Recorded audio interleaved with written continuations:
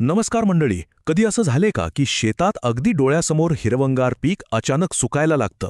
आपण विचार करत राहतो की अरे हे काय झालं. यामागे ना एक लपलेला शत्रू आहे. आणि हा प्रश्न मला माहितीये आपल्या अनेक शेतकरी बांधवांना पडतो. वरून बघायला गेलं तर सगळं कसं छान दिसतं, पण पीक आतल्या आत संपत चाललेलं असतं. तर ह्या समस्येचं खरं मूळ आहे ना, ते जमिनीच्या वर नाहीये, तर थेट आहे पिकांच्या मुळांमध्ये. आणि तो आपला शत्रू आहे हुमणी अळी. हो, हीच ती अळी जी गुपचूपपणे पिकांची मुळं कुरतडून खाते आणि झाडाचा अन्नपाण्याचा स्रोतच बंद करून टाकते. चला तर मग आज आपण याच शत्रूची सगळी कुंडलीच मांडूया. आपण बघणार आहोत की हा न दिसणारा शत्रू आहे तरी कोण, त्याचं आयुष्य कसं चालतं, त्याला हरवण्यासाठी आपली एकत्रित रणनीती काय असेल, आणि हो, मशागतीय, यांत्रिक, जैविक आणि रासायनिक नियंत्रणाबद्दलही बोलू. आणि मग तयार करू एक पक्की कृती योजना. तर मग सुरुवात करूया या आपल्या न दिसणाऱ्या शत्रूपासून. तो नेमका कसा आणि किती नुकसान करतो हे आधी समजून घेऊया. म्हणजे बघा, होतं काय की ही अळी मुळं खाते. आणि मुळं म्हणजे काय, तर झाडाचा पाणी आणि अन्न घेण्याचा मुख्य मार्ग. तोच बंद झाला की झाड कोमे जायला लागतं आणि मरून जातं. म्हणजे वरून पीक चांगलं दिसतंय, पण आतून त्याचा पायाच पोखरलेला असतो. अक्षरशः झाडाची जीवनरेखाच कापली जाते. आता बघा, कुठल्याही शत्रूवर मात करायची असेल तर त्याला आधी नीट ओळखून घ्यायला पाहिजे, बरोबर ना? त्याचं आयुष्य कसं चालतं, तो कधी हल्ला करतो, हे सगळं कळलं की आपलं काम सोपं होतं. म्हणूनच हुमणीचं जीवनचक्र समजून घेऊया. तर साधारणतः जून-जुलैमध्ये पहिला पाऊस पडला की प्रौढ भुंगे बाहेर पडतात आणि अंडी घालतात. मग ऑगस्ट ते नोव्हेंबरपर्यंत येते ती अळीची अवस्था, आणि हीच आपल्यासाठी सगळ्यात जास्त धोकादायक आहे. त्यानंतर डिसेंबर-जानेवारीमध्ये ही अळी कोशात जाते आणि पुढच्या वर्षी मे-जूनमध्ये त्यातून नवीन भुंगे बाहेर पडायला तयार होतात. म्हणजे बघा, हे पूर्ण वर्षभराचं चक्र आहे आणि यातली प्रत्येक वेळ लक्षात ठेवणं खूप महत्त्वाचं आहे. आणि या सगळ्या चक्रात सगळ्यात जास्त नुकसान करणारी अवस्था म्हणजे ही अळीची अवस्था. तब्बल 90 ते 120 दिवस, म्हणजे जवळपास 3 ते 4 महिने ही अळी जमिनीखाली राहून सक्रियपणे मुळं खात राहते. आपल्या पिकाचं सगळ्यात जास्त नुकसान याच काळात होतं. ठीक आहे, आता शत्रू कोण आहे हे कळलं, त्याचं वेळापत्रकही समजलं. आता थेट मुद्द्यावर येऊया. याच्यावर उपाय काय? तर त्यासाठी आपल्याला एक एकत्रित रणनीती आखावी लागेल, ज्याला म्हणतात एकात्मिक कीड व्यवस्थापन. मग हे एकात्मिक कीड व्यवस्थापन म्हणजे नक्की काय? अहो, सोपं आहे. म्हणजे कोणत्याही एकाच उपायावर अवलंबून न राहता मशागतीय, यांत्रिक, जैविक आणि रासायनिक अशा सगळ्या पद्धतींचा एकत्र आणि नियोजनबद्ध वापर करणं. म्हणजे जसं आपण शत्रूवर चारही बाजूंनी हल्ला करतो ना, अगदी तसंच. या आपल्या 4 सूत्री हल्ल्यामध्ये या 4 मुख्य पद्धती येतात: मशागतीय, यांत्रिक, जैविक आणि रासायनिक.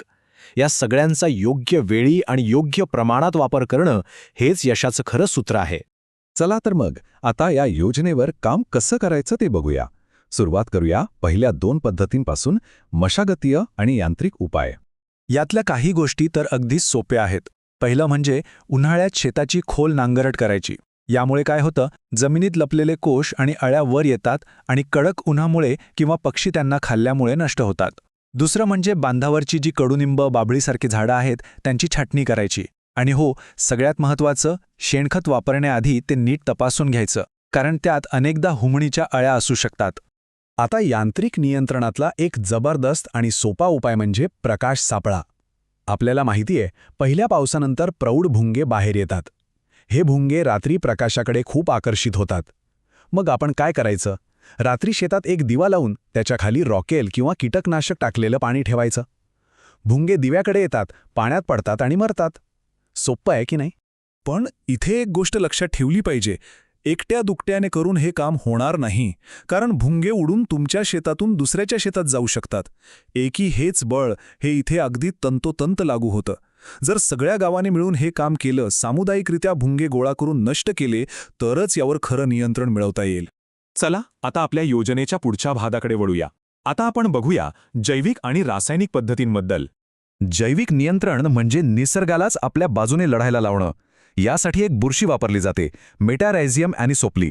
हे म्हणजे आपले सूक्ष्म सैनिक आहेत. ही बुरशी शेणखतात मिसळून किंवा पाण्याद्वारे शेतात दिली की ती हुमणीच्या अळ्यांना शोधते, त्यांना संसर्ग करते आणि नैसर्गिकरित्या आतूनच मारून टाकते. सगळ्यात सुरक्षित उपाय. आणि आता चौथा आणि शेवटचा उपाय, रासायनिक नियंत्रण. पण एक गोष्ट अगदी स्पष्टपणे सांगतो, हा शेवटचा पर्याय आहे.